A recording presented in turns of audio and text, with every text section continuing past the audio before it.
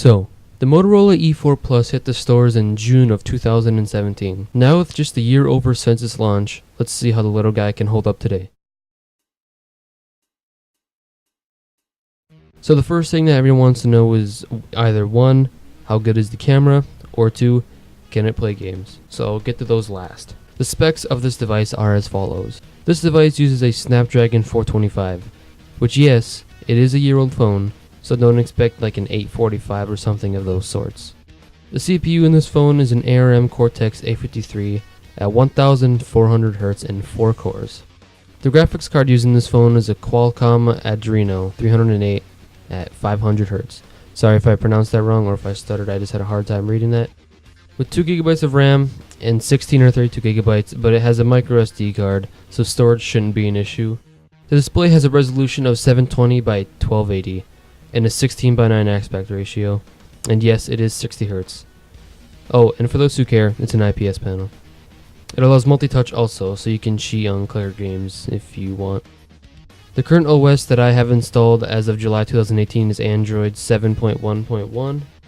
Alright, now, I know I said I'd do this last, but the camera. The camera is 13 megapixels and can take pictures up to 3264 by 2448 pixels, and video up to 1080p at 30 frames per second, which is iffy, but will work if you're taking a family photo or a selfie or something. The front-facing camera as well, for lack of a better term, it's not that good. It is 5 megapixels, which isn't the worst, but definitely not the best. But it has flash, so that's a good thing. This phone is fairly light, weighing in at only 150 to 180 grams. I found 150 on one website and 189, 190 on the other, so it doesn't really matter, I guess, unless you're doing a weighing test, I don't know. One downfall that I've noticed with this phone is that if you do not use the original charging cable, which is a micro USB by the way, it will charge slowly.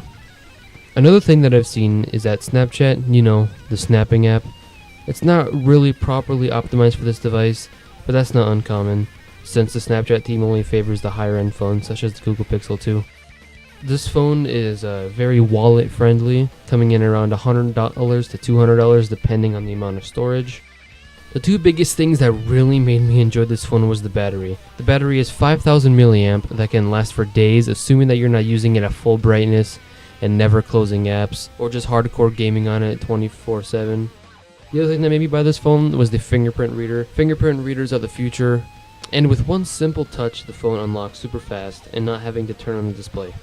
Oh, and it can lock the phone, which is pretty cool, I guess. Sound.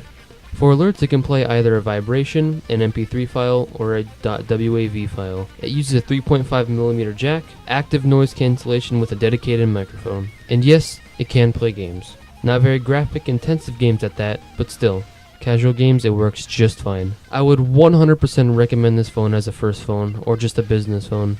It is very close to stock Android and it is very easy to use.